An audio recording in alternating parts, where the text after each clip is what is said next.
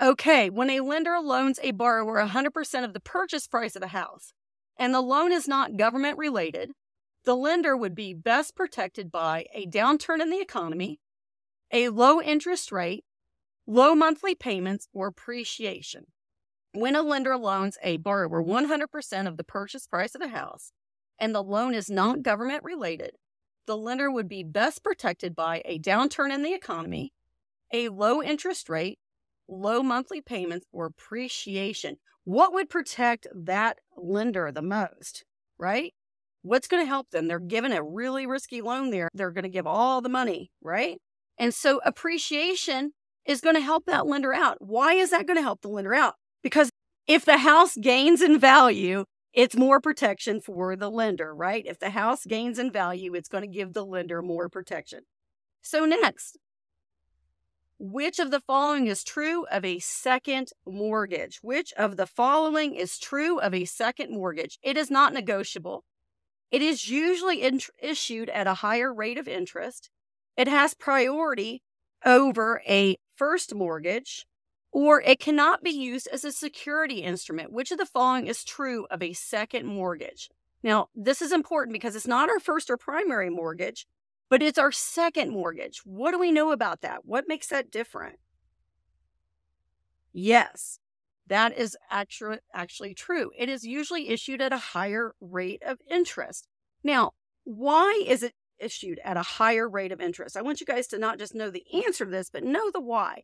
Why would a second mortgage have a higher interest rate than my first mortgage? What's the reasoning behind that? What's the bank's logic behind that? And the idea behind this is that's riskier, right? Because usually that second mortgage comes in at a second lien position. And we know that if the bank forecloses on the property and has to auction it off to try to recoup their money, that the people in the first lien position are going to get paid before the group in the second lien position.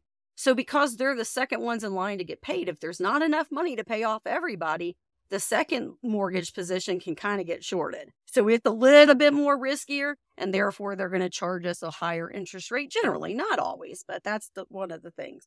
Yes, pay more for the higher risk. Exactly. Very good. The primary purpose of truth in lending is to do what? Is it to disclose the true cost of obtaining credit? It's going to control the interest rates on behalf of the consumer. It's to disclose the true cost of only an FHA loan? Or is it to control the true cost to close a transaction? What is the primary purpose? Look at these words. This primary purpose is important. What's the main purpose of truth in lending? What's it there for? So it is to disclose the true cost of obtaining credit. They're telling us the truth about the money that they are lending to us. The truth in lending, they're telling us the truth about the money that they're lending to us. Remember, truth in lending's abbreviation is TLAW, okay? TLAW. So Truth in Lending Act. So if you see TLAW, they're talking about the Truth in Lending Act. Don't let that confuse you. What's another federal law that really ties closely to lending money? What's another federal law besides Truth in Lending Act that we need to remember? Anybody know? What's another important federal law when it comes to financing and money? Okay, I'm thinking RESPA. There you go. Crystal got it. RESPA. Regulation Z, Jangelo. That's right. And Regulation Z and Truth in Lending are cousins, right? They're tied together. Very good. Very good. Yes, exactly. The Equal Credit Opportunity Act. That's another federal law, right? Very good. All right. Jones has a mortgage payment plan that allows him to pay less than what is actually required to cover the debt and interest on it. He is in danger of what? This sounds like bad business, right? Is it negative amortization? Is it conversion of their mortgage? Is it graduated payments? Or is it equity sharing? What could go wrong here for poor old Jones? All right, so this is called negative amortization. And we do not want to see negative amortization on a mortgage loan. That means that our balance is going up rather than down. And on a mortgage loan or on a loan for a house, we should be having simple interest, not compound. So let's talk about that a little bit, because this is a great question to get a little deeper on. When we do a loan for a mortgage or a house loan, what should happen is that we should have simple interest. In other words, the minimum interest, the interest that's accruing on the loan as it goes, should be paid out of the payment and not carrying over into the future. Think about it if you've ever had a credit card and you charge up $500 for Christmas and you only pay the minimum payment that month. It's usually not even enough to cover the interest on that $500, is it? So next month, what are you doing? You're paying compound interest. You're paying interest on the interest, right? And it keeps growing. And that's not what we want to see in mortgage loans. We want to see what we call simple interest, where the interest is getting paid every month and is not carrying over into the future. Because if it does, then we have this problem called negative amortization. All right, next question. Jones took out a $150,000 loan to buy his townhouse. 5 years later, he sold the townhouse to Brown, and the lender agreed that Brown could take the remaining mortgage debt along with the property.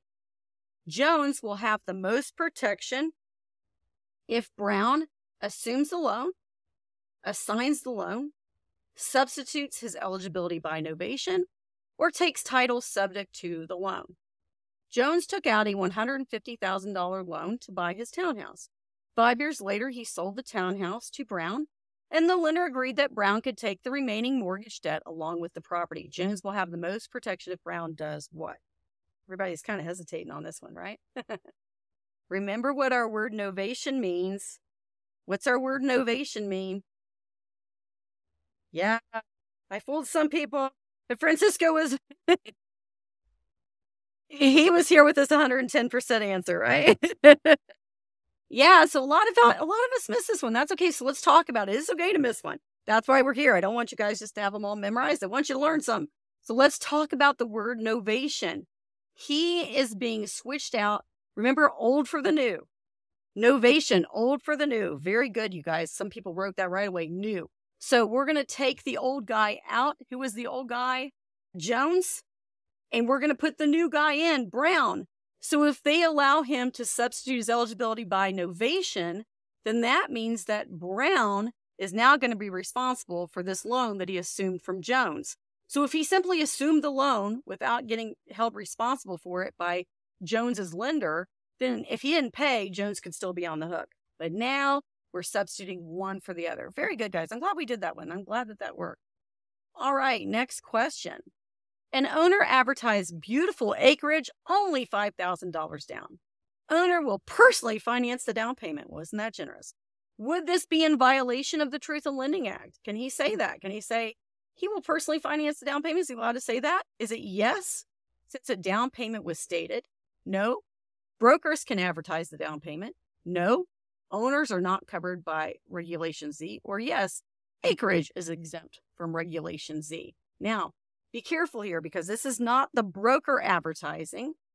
This is the owner advertising his own owner financing. Owner financing is not covered by Regulation Z. Owner financing is its own animal, right?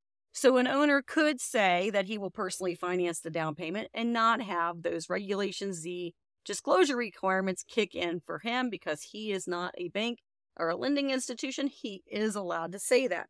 So really quickly, let's talk a little bit more about owner financing. Do any of you guys live in an area where owner financing is popular? I do. I've done lots of deals where the owner financed the property in the past as an agent. So have you heard of this? Have you heard of land contracts, or sometimes, depending on what part of the country you're in, contract for deed? Another one would be purchase money mortgage, all types of owner financing, wraparound mortgages, a lot of times are owner financing. Let me ask you this. What does it mean if I say owner financing? I mean, obviously he's financing the property, but what does it mean for the situation, I guess, is a better question. I didn't ask that great. All right. So what it means for the situation is if the owner is financing the property, he is making the loan to the buyer of his property. Rather than having the buyer go to the lender to get the loan, he is making the loan himself. Yeah, the borrower becomes the person taking out the mortgage, right? And he's taking it out from the seller. He's not going to the bank to get a loan. He's paying the seller payments for the purchase of the property. Now, in a land contract, before the contract is complete, Who has legal title? If we're doing a land contract or a contract for deed, if we're doing a land contract or a contract for deed, who usually holds the deed until the contract is done? Who has legal title? And that would be the seller usually.